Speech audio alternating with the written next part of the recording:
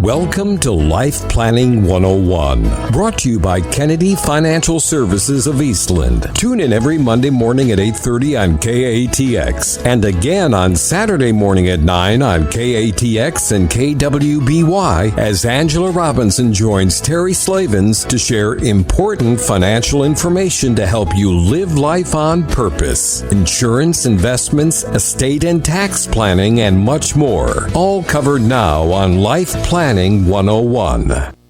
And good morning. Welcome into Life Planning 101, heard right here on KATX 97.7 and KWBY 98.5. No, Terry Slavin's voice hasn't changed. This is Blakeney stepping in for him while he's out. So, and happy to do so. I'm joined, of course, by Angela Robinson, and we are going to talk some financial planning. That's right. Good morning, everyone. And believe it or not, this is the 99th show since we've been back at Life Planning 101. Of course, we did it for a few years before and took a long hiatus, I guess you could say, but 99th show. So we're going to be celebrating our 100th show. We might want to do something special next week for that. We should. Yes. You've got a week to plan it. Yes, so. Yes, that's right. So last week we had a Twitter poll, the number one thing on your bucket list. 50% of our Twitter votes came back that they wanted to give back. Yes. How cool is that? How cool is that? That's so awesome. Kudos to you, listeners. Absolutely. Yes, absolutely. So what we wanted to do was kind of take this week on that giving back theme and talk about one of our 8 life planning issues that we don't really talk about all that often because it really comes up more as a tool or more directed, and that's charitable gifting issues. And I say issues because I think we all have a heart for something, some type of philanthropic cause in our life. Every one of us is different and to what extent that is. And sometimes it's not even that it's a 501c3. We just have a philanthropic cause to help out the neighborhood or, to help out the family as much as we can or whatever that is and giving back is in your mind. But sometimes that creates other issues, or you're not able to accomplish the things that you want to accomplish or don't think you can accomplish the things that you want to accomplish charitably, when in reality, you have a lot of options. So that's why we call them charitable gifting issue. The other part of this, and when we go through what we call our life planning infrastructure meeting with a family, that's when we sit down with them for the first time and we say, okay, now I want you to think about how much detail is in a painting. Okay, well, we're going to carve out all that detail today. And we get to the nitty gritty of everything from money growing up to what keeps them awake at night to all these things. And we weigh some odds. And one of those is, if you have a choice, would you rather pay your employees more or pay Uncle Sam more? Or would you rather give money to a charity or pay Uncle Sam? And of course, 9 times out of 10, the answer is, give my employees more, give charity more, right? Yeah. And so charitable planning kind of gets backed into because of that. And I'll be real honest, I kind of have a bias here because we have an internal goal that we want to help give away $100 million. We have this goal that we have internally. We want to plan for that, help families plan to give away $100 million. And that's a very audacious goal, right? Yeah, very. But it's very real because a lot of times people don't realize what charitable planning actually means or can mean for their family. And I know we live in a day and age that we see a lot of generational struggles, different ways of thinking from one generation to the next. And one of the best ways to overcome those generational struggles is through charitable planning. Believe it or not, because it brings everyone to a common idea or a common way of thinking, and you forget about politics. It goes out the window because it's about logic. Yeah. And so it doesn't matter what side of the aisle you're on. It doesn't matter what generation you're in. People are able to pull together in a family for a good cause, and that's the neat thing about charitable planning. So there's a lot of different ways that you can use it. And that's exactly what we're going to talk about on the show today. And I do want to make one point. We actually titled the article that goes along with this, Charitable Gift Planning, Not Just for the Wealthy. A lot of people think, well, I've got to be wealthy to gift charitably. And that is absolutely the furthest thing from the truth. Yeah. And to be honest with you, there's a lot of middle class millionaires out there that worry about money, and if you're one of our listeners, you're probably one of those people that are worried about money, and you say, well, I'm not wealthy, I don't have enough to give. Yeah. Well, I've got news for you. There might be a way that you can have your cake and eat it too. And wouldn't that be awesome? So That would be awesome. That would be awesome. That'd be awesome, right? So when we come back, that's exactly what we're going to be talking about. Is we're going to go through some different scenarios that we've actually helped some families develop, and some different issues that charitable planning may be the best solution, believe it or not. Might be. So stay tuned. It's right here on Life Planning 101 on KTX and KWBY. And welcome back into Life Planning 101 right here on KATX and KWBY. Simulcasting today. Well, we do that every day. That's nothing special, but you're welcome. And I'm here with Angela Robinson, and we are talking about how did you word it? Charitable planning? Charitable planning. Charitable Gifting issues. And, yes. We mentioned before the break that there are so many ways and so many reasons that you would actually do some charitable planning. But, a lot of people would love to be able to give more, but they're afraid to do it. They don't have cash. They're afraid they don't know how to do it. They don't have enough assets to help each other, protect each other, and protect their heirs. But we talked on the reverse side of that, of all the different things that it's really good for. And one of those, of course, is family succession planning. There's a great quote by Winston Churchill. I love this quote. He says, "We make a living by what we get. We make a life by what we give." Oh, that's a good one. Yeah, it is really That's a good one. And one of the things that I think about is as a parent, isn't that what we want to teach our kids and delve them in? And what better way to do it than to be doing it ourselves, right? Exactly. So lead by example. Yes, lead by example, right? So, the good news is where there is a will, there is a way. And there is absolutely several ways. In fact, I can't fit all the different types of charitable planning techniques in one show.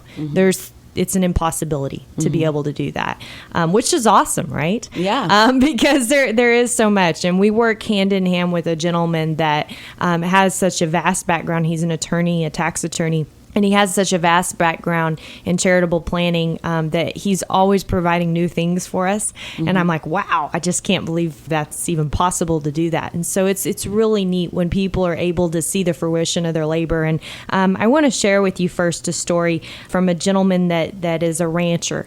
And he has one child. And one of his ultimate wishes was to be able to pass on as much as he could to his children and to be able to protect that for generations, right? And when it came to the charitable planning, he was one of those guys that said, well, I'd much rather give to a charity than give to taxes. And he'd never put a lot of thought into it. But as he started digging through his soul, so to speak, he came to remember a hospital that his aunt, actually, when she was a immigrant from over in, I believe it was Ireland, came over here and helped start this hospital up. And yes, and so cool. He has a big heart for what they do today, and it's specifically in the heart. Believe it or not, heart. But yes, I find irony there. But the heart section. So anyway, when we were doing his planning, his legacy after he benefits from it and his children will benefit from it, then part of it is actually going to go to that hospital. And it was really neat watching the whole thing develop, because as we contacted the hospital, they said, okay, well, we're going to be putting in a bench and we'd like to do this in memory of our family's name. And it was a big ordeal. That's and, cool. It is really neat. And it brought him and his daughter on a common ground. Also sent them searching back historically. And, how important is that for us to be able to do? Yeah, and that's always cool. Yeah, it is really neat. But the awesome part about it is that he was able to avoid about $1 million in capital gains when he's selling his ranch and his assets. And he's going to have an income for life off of that. And so is his daughter for the rest of her life. And then it's going to go to charity. Think about that. That's pretty cool. Isn't that cool? So sometimes we think about we have to do one or the other. It's not necessarily that at all. In his case, this is going to provide for 2 generations and then ultimately go back to a place that was deep within his heart. And all the while, he gets some huge tax incentives along the way, right? It's a win all around. Yes, it is a win all around. And people don't realize that. We use one of these charitable gifting tools as a tax strategy most of the time. And what it is you actually get to put in an asset. And if it's appreciated, great. You get to avoid capital gains on that asset. But you also get about a 70% write-off on that asset in addition to that. So, take a $100,000 asset. Now you got a $70,000 write-off on your tax return. Well, if you're in the highest tax bracket, and you're not paying state income taxes, if you're outside the state, that could be higher. But just federal income taxes, that could be about $40,000 in savings for you in 1 year, plus the capital gains and this on that. So, there's all different kinds of ways. And then, in that same strategy, you could, again, receive income off of that for life. So pretty neat. In fact, you receive all the dividends, all the royalties, all the income, and then half of the capital gains that are created inside of that fund after that day. And the cool thing is you get to pick the investments and how they go. So, so there's lots of flexibility with charitable gifting, and a lot of people don't realize that. We have had families in particularly that said, this is how much I want my children to get, and everything else I want to leave to charity. And when we get to thinking about it, it's like, well, I've given them everything that they want to give. And then as we start talking, we realize, really what they're looking for is they want their kids to understand the importance of what charitable gifting does, the importance of giving back, right? And so as we talk through it, we realize, well, it's not best just to give it away. Isn't it better to be able to let your kids and your grandchildren participate in that? Yeah. Yeah. And we actually had a lady, it was pretty funny. Her husband and her came in and she went home and went to think about it. She called back. She says, I don't care what he says. I haven't even talked to him about this, but I'm putting my foot down. My grandchildren are going to know what it's like to be able to give back and know what that gift means to themselves. Yeah. Meaning, when we give, how good does it feel, right? Yeah. And so she wanted to set up a foundation for her family that her grandchildren were on the board of directors. Yes. And they get to pick where the money goes every single year. That's cool. Isn't that awesome? That's really neat. And it's going to last through their lifetime, and it will be something they can pass on to their kids. Yeah. So you think about grandma, I always have that people do that test. I say, okay, now if you get a piece of blank paper, write down the first and last names of all 4 of your grandparents. Can you do it? Some people can, some people can't, right? Yeah. Now, what about your great-grandparents? Yeah. Can you write down the first and last names of theirs? I guarantee you, her great-grandchildren will be able to write down her first and last name, right? I'm guessing they probably will, yeah. Yes, and isn't that neat? Isn't that a is. legacy to be able to pass on? It's so much more than just the money. It's and we all know what the freedom is when we give back, what that means to us. I truly believe that saying that you should spend your money on 2 things in life, and that's experiences and other people, because those are things that create memories. Those are things that give you joy. The rest of the world is just stuff. And if you think about stuff wears off, the newness wears off, the joy wears off. You can be so excited the first time you bought a brand new car. How long did that joy last? How long is it new? Yeah. I mean, Exactly, right? But when you spend your money on taking your family across seas to Australia for 2 weeks, how long does that last? Forever. Those memories stay with you forever. That's right. And your kids. Right. And when you give back, when you've taken your time to volunteer at the vacation Bible school in town or do something and you've actually given back, how long does that stick with you? Yeah. It's probably one of those kids that touches you. You're not touching them, right? So yeah, exactly. Exactly. So, giving has such a reward and such a joy that's so deep down that none of us can really explain it. And the only thing that we can do is teach it. Is to be able to help the next generation understand the power of what it is, right? Yeah. And there's so many ways that you can do that, just like we've mentioned above so far, right? So far, yes. So far. There's still more to come. We still have more to come, and that's exactly what we're going to talk about when we come back. We've got a couple more stories to share with you of ideas, creative ideas that you are not going to want to miss. Well, stay tuned. It's Life Planning 101 right here on KTX and KWBY.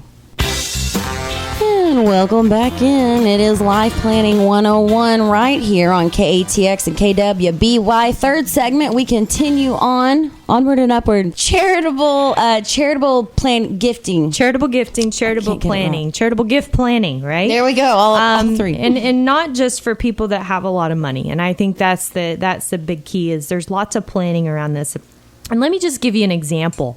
More than not, we see people when they have family land, it was gifted to them, not inherited. There's a big difference. Gifted versus inherited. It comes with one little funny little word called a step up. When you inherit land, you step up the cost basis to whoever dies, you get the value of that land as of the date of death. Okay, this is under current law. When someone gifts you land, you carry on the cost basis that they had. So if that land has been gifted for 2 or 3 or 4 generations, which we have seen, the cost basis may be like $10 an acre. Okay. Yeah. Well, if you now have land that's worth $4,000 an acre or $10,000 an acre or more, oh my gosh, right? Yeah, you've got this difference. Yes, it is a massive difference. And let's just say 100 acres, $4,000 an acre. That's a lot of money. A lot of money, yeah. And then now you've just pushed yourself into that high tax bracket, right? So if you go to sell that, you're going to have a massive issue. And people say, well, how do I get around that? And a lot of people use a 1031 strategy. That's a very common strategy, a tax play that you can do like kind to like kind transfer. But everybody knows what this is because when you go and trade in your car, how you don't have to pay taxes on your up to your value as long as you did the trade in, right? That's a 1031. So everybody understands that, right? Yeah. You do the same thing with land or real estate. Okay, so you could actually take a farm or a ranch and turn it into an income producing property. We call that mailbox money. We do a lot of that. However, another strategy is to gift charitably.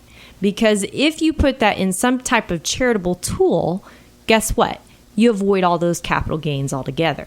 And you get a write-off. So we often do what we call blending, where we do as much as we can out in cash, and then as much as we can or as much as we need to charitably to get the offsetting write-off, right? And when we do that, what ends up happening is the charitable tool creates an income for life for the owner of that land. Yeah. And sometimes it'll go on for 2. It could go on however you want it. You can dream it. If you want it to go on for a generation or 2 generations or 3 generations. A lot of people say, well, I just want it to go on for my generation, but I don't want to disinherit my children. Okay, great. Well, let's do this. What if it didn't cost you anything at all?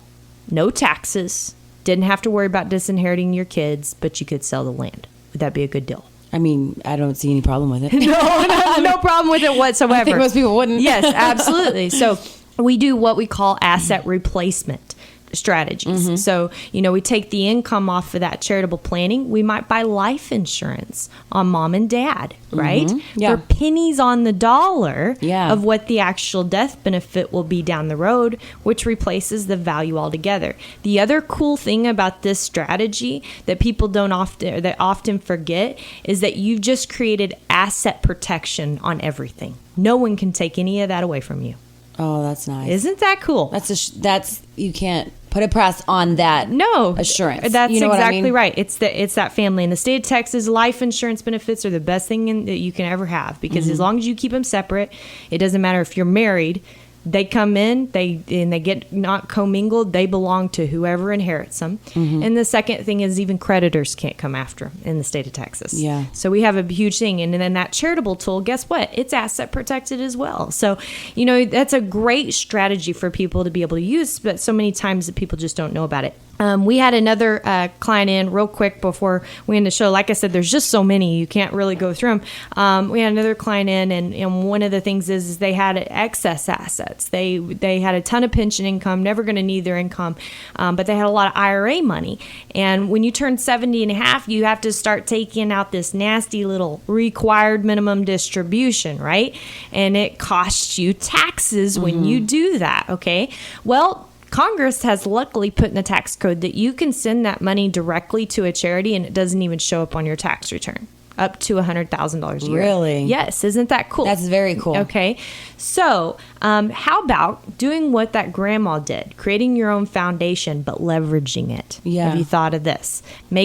Turning that one-time gift into a gift that's going to gift for 45 years. Can you imagine that? No. One-time gift into something that could last for 45 years. We designed this recently for a couple, and at the same time, we also used the write-off that we were getting from the charitable planning to convert IRA money to Roth IRA money.